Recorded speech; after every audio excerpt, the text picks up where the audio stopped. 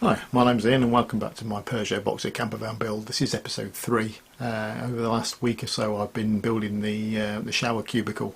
Got most of that built up now, just waiting now for the adhesive to dry of the plywood that I've stuck to the bottom of the shower tray. That should be ready for when I start back at the weekend on it.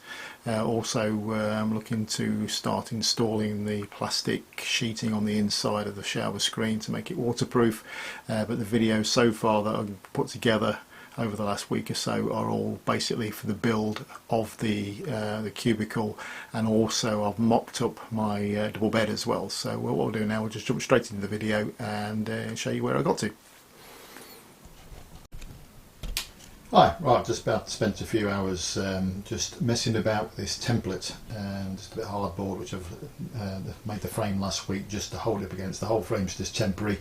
It's just literally to get that line right of this template up against the wall, and also up against the ceiling as well. I've had a bit of a game with it because the shape of the roof and that, and I've actually got to add an extra 9mm to the bottom. I'll come around the other side here. Just down here, just adding a bit of hardboard just to the bottom there. It's probably about, there's 3 pieces altogether. I think hardboard's probably 2 or 3mm thick, so whatever thickness that ends up being, I just need to add that to the bottom of the furniture board when I come to fit it. And also I just need to cut another few slots around where those conduits are going in at the moment. I'm going to cut another slot to the left, which will then allow for the Truma blower pipes to come through, maybe 1 or 2 other services as well. But yeah, it's reasonably tight up against the plywood wall all the way up there. I'm going to this is actually going to be within the side of a wardrobe eventually, this bit, but then when the next piece comes in, that will have carpet up against it as well. There's 1 or 2 tiny little bits of daylight just coming through in a couple of places, but then when I come to actually make the furniture board one, obviously I'll just straighten those bits up where there's 1 or 2 little bits there, so those bits of daylight won't show through. Although saying that, as I said, this is going to be within a cupboard, and then the next one along there's going to be wall units coming all the way against it as well, so there's probably not going to be a lot of that junction to the ceiling you're actually going to see.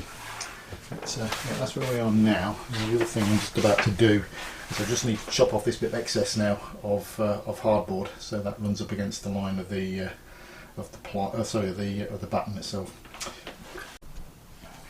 Right, since the last video I've now fitted the first piece of furniture board.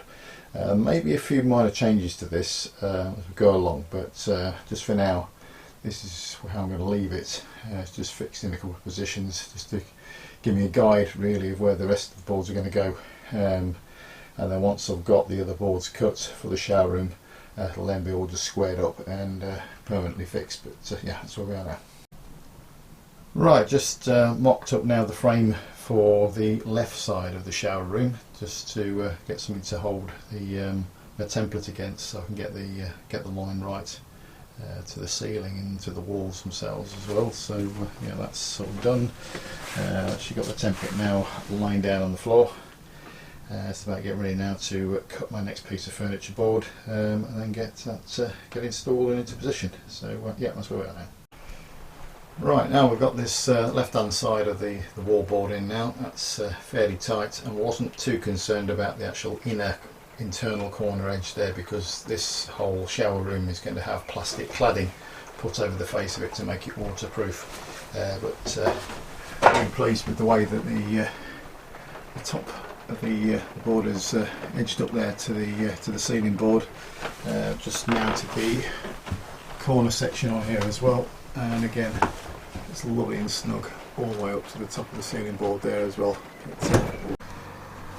Right, since the last video I've now cut the face wall now for the shower room and got that all mocked up in position. It's not actually fully screwed tight yet. A few minor adjustments still left just to do with it before I just put some little self-tapping screws in through the back of the corner quadrants just to hold the panels in place. I've noticed the floor does run out very slightly in the van, and I've got a sort of 2mm gap at the bottom there, but I'll probably just run a trim along there, or maybe just even seal it. Just mocked up with a shower tray and the toilet in there. I've actually just fitted the plywood underneath the shower tray and just using these bricks just to hold it down solid, so for when the glue sealant dries, where the plywood's stuck to the underside of the tray. But yeah, overall very happy with the way it's going together so far. Just open to there, it's lovely and tight. Open to the corner there. Very slight gap at the top and that one there, but at the end of the day this is going to get plastic cladding all put inside the walls of the shower itself.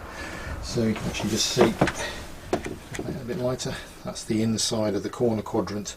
So I just need to put a couple of self-tapping screws in there, or the other thing I might do, I might just pull it apart again and just literally stick some sealant in the gap itself and then squeeze everything all back in again. But rather put a couple of screws in there actually, just to there's belt and braces on there. So yeah, that's where we're at the moment. Right, well, the shower tray plywood, the section underneath the plywood has been drying out. I took that inside actually just to so it can go off a bit easier, and that's because of the slightly cold conditions at the moment, it was not really going off.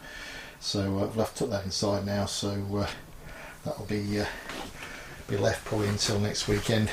It's just the looking at the shower at the moment. I've glued all the walls together now onto the corners. That's all done now. Then while I was waiting for the glue to dry now, I've decided now to mock up the bed. None of it's fixed to the wall at all, it's just to get an idea of how the bed is going to go, and how it's going to be, the width, etc. of it.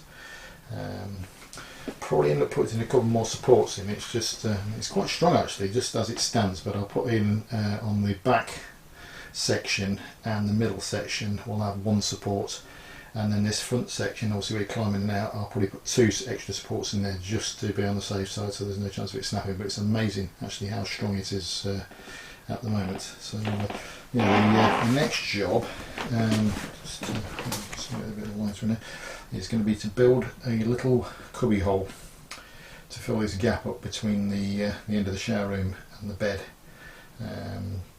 Probably just hang a couple of coats in it, probably put a couple of pairs of shoes in it, that type of thing. Maybe store the table in there as well, should we need to. It's yeah, that's going to be the next job. And then the other job, which I probably might do actually before I end up doing the cubby hole, is drop the boiler in to where that's going to sit, because there is going to be a wardrobe coming off the left hand side here of this shower room. It's going to be really wide. It's going to come probably as far as you can see the pencil mark that's on the wall just there.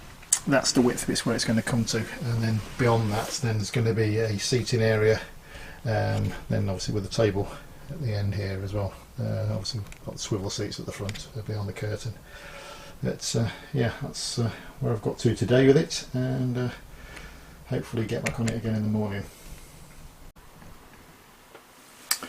So you can see exactly where I am at this moment in time. The next part of the build, as I said, will be probably working on the inside of the shower cubicle, and then looking at maybe fitting the boiler, because the wardrobe and the seat has got to be fitted sort of around the boiler and above the boiler. But obviously I'll need to make sure there's access there to be able to actually remove it if necessary, or do any maintenance on it should the need require. So yeah, if you've got any questions, please ask, please subscribe, please comment, and thanks again for watching. Cheers now.